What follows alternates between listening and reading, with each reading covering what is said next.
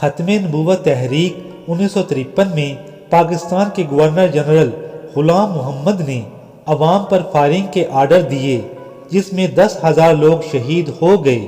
جب governor general صاحب کی موت کا وقت قریب آیا تو انہوں نے وصیت کی کہ مجھے مرنے کے بعد مدینہ منورہ میں جنت البقیع میں دفن کیا جائے۔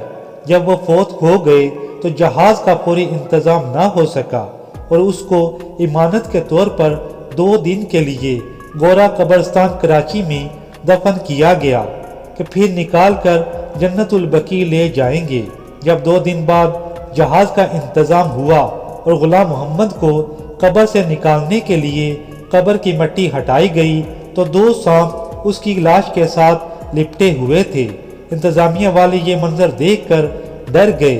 پھر انتظامیہ نے قبر میں کیمیکل مار کر قبر بند کر دی کہ سانپ اس طرح مر جائیں گے، لیکن جب کچھ عرصہ بعد دوبارہ قبر کو کھولا گیا تو سانپ اسی طرح موجود تھے، اور یہ دیکھ کر قبر کو اسی طرح دوبارہ بند کر دیا گیا۔